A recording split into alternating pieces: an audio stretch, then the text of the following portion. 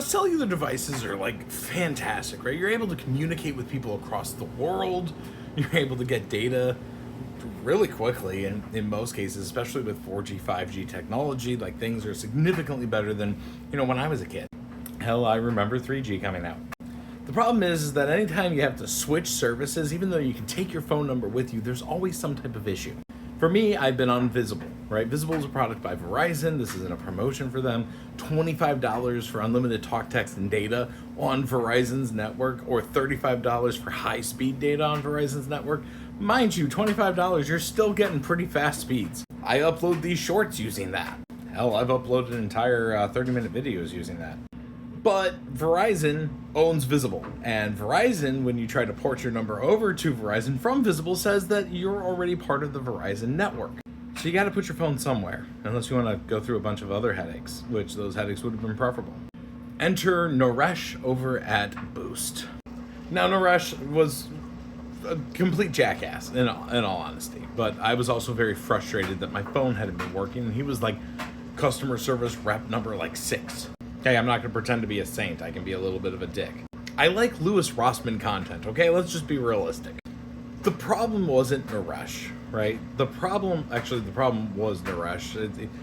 They couldn't get my stuff working. We were going through answers and whatnot. And instead of saying, hey, sir, I have no idea, he goes off and says, I figured out what the problem with your connection is.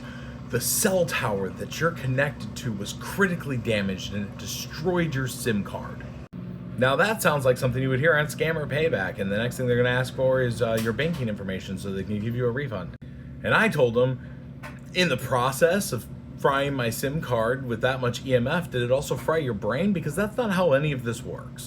Keep in mind, I'm staring at an AT&T device that my wife has, because we decided to go with AT&T instead of Verizon. I didn't even need to do the boost shit. And I can see that it's working just fine. So he had told me that I was connected to an AT&T network. And I said, really, because, the same tower that I'd be connected to, my wife's connected to right now with no issues. Then he proceeds to tell me that we need to get a new SIM card because we can't transfer it to another phone. We can't change the IMEI, which I figured I probably put the wrong IMEI on. I probably gave the eSIM IMEI instead of the physical SIM. Never had that problem, but, hey, always an option. This is Boost we're talking about here.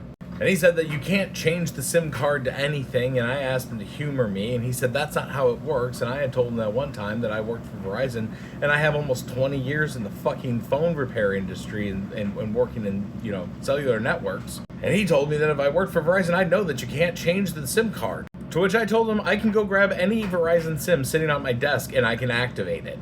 Fuck you, Boost.